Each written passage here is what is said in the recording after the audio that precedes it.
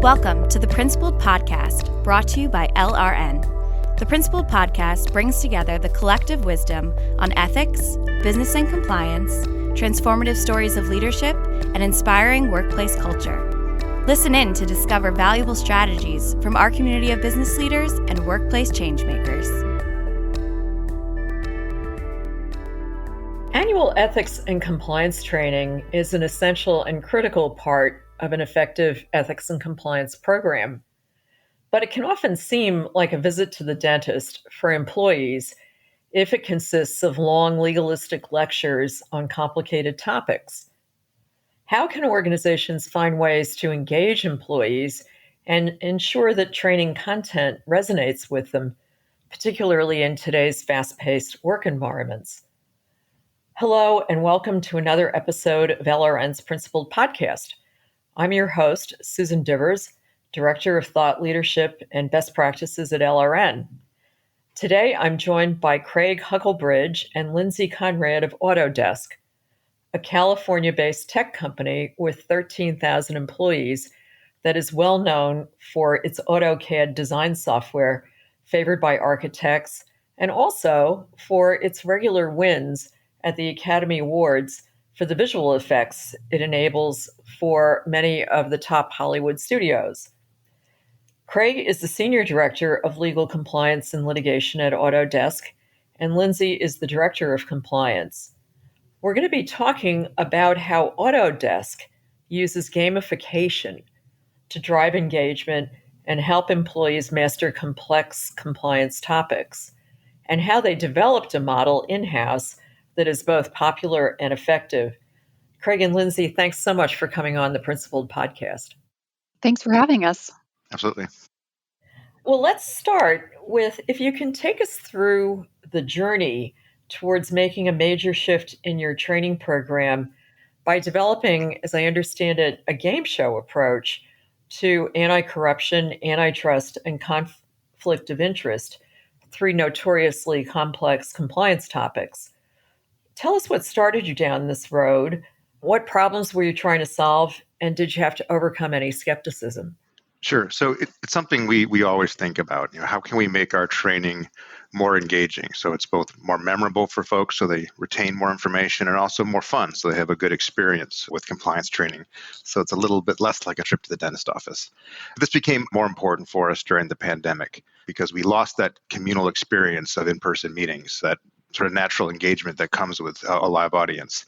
And we started learning about things like competition for the eyeballs and Zoom fatigue among employees. So we knew we had to up our game. We wanted to make sure that our training in this environment was more than just a talking head and a PowerPoint. We needed something more, something that would really resonate with audiences and engage them more effectively. Yeah, at the time, I was sitting at home with my kids, as we all were, and had a front row seat to their own learning environment, and saw for the first time these kids were playing online games in their classes and not only learning from it, but really excited about it. So I thought it would be worth trying for some of our live audience as well. And luckily, Autodesk is great. We work at a company that really trusts our team to try new things to improve our compliance program. So we didn't face any skepticism from our leadership team. It was just a matter of finding the right technology and delivery method to roll this out. Wow, that's impressive. And I love the analogy with seeing your kids get engaged in remote learning and drawing a conclusion from that it could work. So tell us what one of your games looks like. How do they work? Sure. So the basic format of each of the games is that all the people in the training will register with an app that allows them to answer timed multiple choice quiz questions. That's the basic format. The games themselves are always evolving, but within that format, the basic concept is test, then teach. So we don't spend a lot of time explaining a compliance concept, giving these legalese descriptions of things. We start with a quiz question to see if they got it, and then we discuss why the answers they gave may be right or may be wrong. And we do that because of studies that show that people learn concepts better when they make errors, frankly. Yeah, that makes total sense to me. We actually, in our platform, have a test out feature where you can try to test out from the course. And what we see too is that if somebody fails the test out, then they ace the course because they then pay attention to it better. But back to the games. So you developed them in house, I take it. Did you call upon Autodesk's in house talent to do that? How did that work and how long did it take? Well, Autodesk's in-house talent in this regard happens to be the compliance team. So yeah, we did develop them ourselves. We use third-party technology to deliver it, but we create the questions and the flow and all of that ourselves. And then a big part of the work is coming up with the content and not just the game format, but the material itself. We want that to be just as engaging. We base all of our games on case studies, so real world hypotheticals, and look for situations that are directly relevant to our work and in some cases inspired by real questions or investigations that we have covered. So it's much more impactful for people to hear things that they recognize in their work. And everyone loves the big reveal, dum dum dum, this really happened here. That automatically gets people interested. Yeah, we are like the Law and Order of compliance. We definitely rip fact patterns straight from headlines. And one of our question types is true or false. This happened at Autodesk. And we walk through a fact pattern, and people will have to guess whether it happened at Autodesk or more often another company. But we really enjoy these questions. People really enjoy those questions because they give us a way to increase people's sense of organizational justice. Because when they get to hear outcomes related to some of the issues they faced, they know that we address them appropriately. That's tremendous. And that's also a great illustration of some of the guidance that the Department of Justice put out in 2020, where they suggested actually using sanitized real life scenarios or certainly customizing your content so that people can really relate to it and get engaged. And I love the point you made about organizational justice because that's absolutely fundamental to a good compliance program.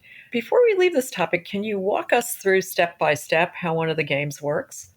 So we're pretty focused on risk-based training. And for these trainings in particular, they're pretty high touch and live. So we use them primarily right now for what we would call our higher risk employees. So we'd invite these folks to a training, and now we have the ability to do them both in an online environment, but also a live or hybrid environment where we can actually show up in person. And participants are asked to register with an app that allows them to provide their name or sometimes a funny name, and they join.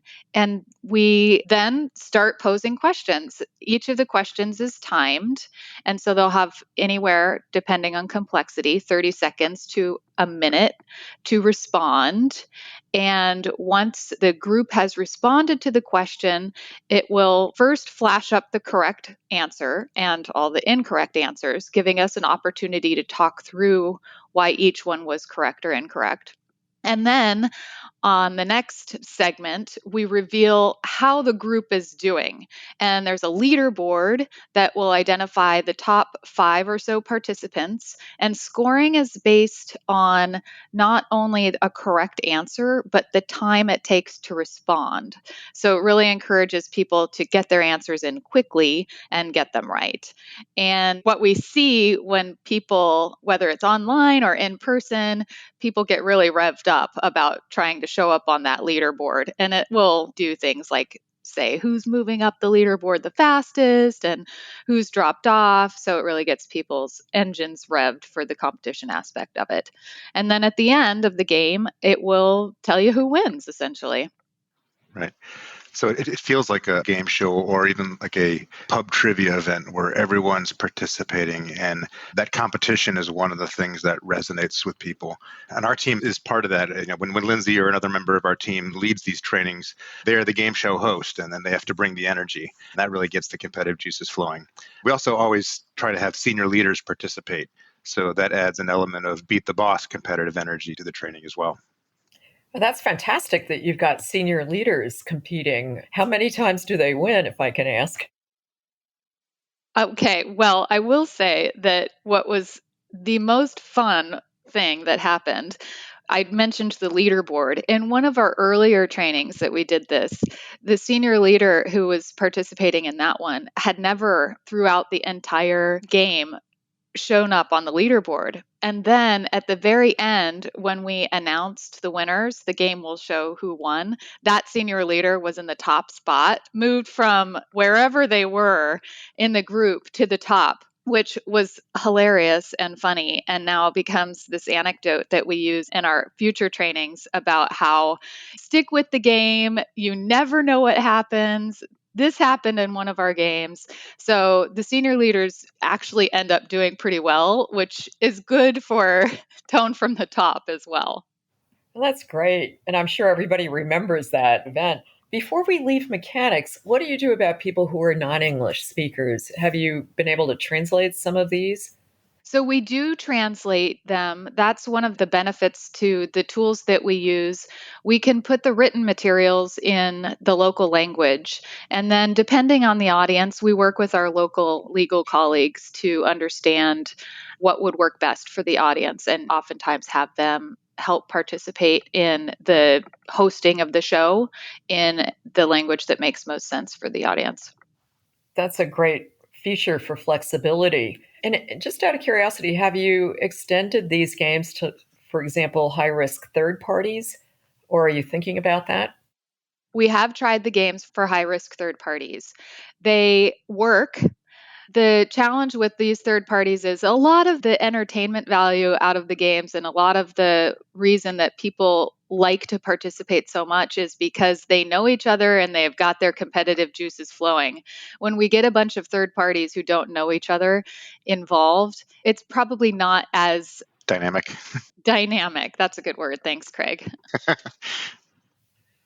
Yeah, I could see where they might be a little bit more self-conscious than the employees. It sounds like, and I can't imagine this isn't the case, but this is undoubtedly highly popular among your employees. Do you find that you get a lot of really good feedback and comments from employees as a result of the games?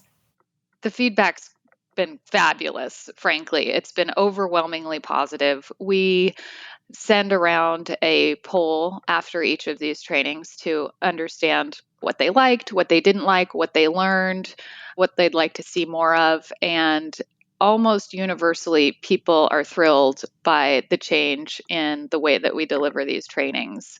And even in person, you can feel the palpable energy that people come to these with. We have some of the comments we've collected and have presented to the board and senior leaders at the company. Some of the word clouds that you get from the feedback is just really rewarding as a compliance team to see things like dynamic and fun, innovative, focused and funny, more trainings like this, please. That was one of our headlines. So you love to see that type of feedback when you're presenting training to folks. Yeah, you certainly do. That's about as far from a visit to the dentist as you can get. And then flipping it around for a minute, what do you learn from doing the games? Are there particular topics that are more difficult? What we learn is actually that's one of the most important benefits, I think, of going to an interactive game format. Both the format and the tools we use allow us to collect data. So we see which questions and subject areas are well understood and which are not well understood, which allows us to track concepts that we understand that our employees are having difficulty with and that we need to adjust our trainings or our focus so that we can make sure that we're bringing folks up and getting everyone at the level that we want them to be at. So really, each one of these games is like a mini risk assessment for that particular audience, and that allows us to fine-tune our priorities. It also allows us to actually track engagement. So participation in the game is voluntary, even if attendance at the training is not. So we can see who's actually answering questions, who's paying attention, and who's not. So we see how long we keep people's attention and where we might be losing them. We have seen that by and large, the majority of people stay engaged throughout the entire game, which can be up to 90 minutes. And we think that's a huge improvement over the traditional talking head and PowerPoint, which we imagine does not have full engagement for a 90-minute presentation. No, I would imagine not. Is there a way that you can track the degree to which people do retain the training? How do you try to measure that or evaluate it?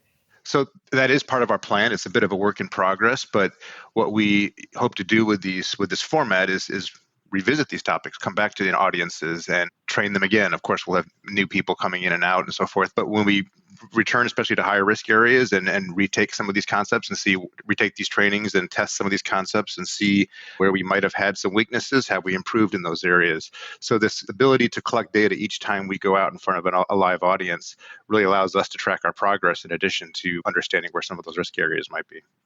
Yeah, that makes total sense.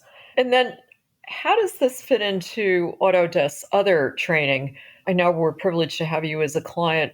So how do you meld this up or include it as a strategy to use other training methods as well? What we do with this training is we're very focused on role-specific challenges.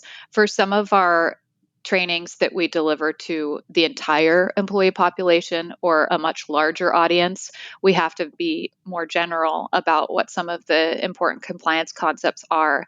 Here, we can get really, really focused and use scenarios that these folks are actually seeing in their day-to-day work and talk about them in really significant detail, which I think is a big advantage for us. Yes, absolutely agree. We definitely use LRN and many of the tremendous content that we get from third parties in our broad compliance trainings, like our code of business conduct trainings. But when we have these areas where we want to be really focused, really specific to people's roles and our company, and to provide that really customized experience for our audiences, we think this is a great format for that. Yeah, that's one of the most impressive best practices I've heard about in the last couple of years. So what topics are next for gamification? Are you going to continue down this path and this journey? Absolutely. I think we want to continue with this format. We're also looking for new ideas. I don't think we ever want to stop trying to be more innovative in how we deliver this type of content to our employees. But we are absolutely looking to expand. We're partnering with other groups within the legal department and also with internal audit and other stakeholders to explaining what we do, highlighting the benefits of it, and trying to really upscale all of our approaches to educating and training our workforce. That's fantastic. Well, we could talk about this all day, but we're starting to run out of time. So in closing, what advice would you give to other ethics and compliance professionals who want to incorporate games into their training efforts? Where should they start and what pitfalls should they try to avoid? I guess I would start with just saying don't be intimidated by the technical challenge. If we can do it, you can do it. It doesn't have to be too complicated. The key is to make it relevant and make it fun. You want people to enjoy themselves and find something that speaks to them. If you do, they will remember it. And then secondly, don't underestimate the value of the data. So it's not just about having fun and getting good reviews on your learning management system. Your team's collecting important information, and you're doing it without the teeth pulling of a survey. And I'll add that it's so fun, including for the presenters. Everybody who engages in public speaking knows the difference between presenting to a flat or distracted audience with people checking their phones, or I'm sure I've seen somebody sleeping in an audience before. And when you present to an excited, engaged, participating audience, it energizes the presenter, it energizes you, and definitely helps me love my job. It's just a great experience for our audiences. It sounds like it. It sounds like a very high engagement, high energy experience for everyone. Well, in light of the need to start closing this out, I'd love to have you back in a year and see what else you've done with gamification or other types of really creative training. So Craig, Lyndsey, thank you so much for spending some time with us today and exploring this topic with us. Absolutely. Thank you for having us. Yeah, thanks, Susan. My name is Susan Frank Divers, and I want to thank everyone for listening to the Principled Podcast by LRN. We hope you enjoyed this episode. The Principled Podcast is brought to you by LRN. At LRN, our mission is to inspire principled performance in global organizations by helping them foster winning, ethical cultures rooted in sustainable values. Please visit us at lrn.com to learn more. And if you enjoyed this episode, subscribe to our podcast on Apple Podcasts, Stitcher, Google Podcasts, or wherever you listen. And don't forget to leave us a review.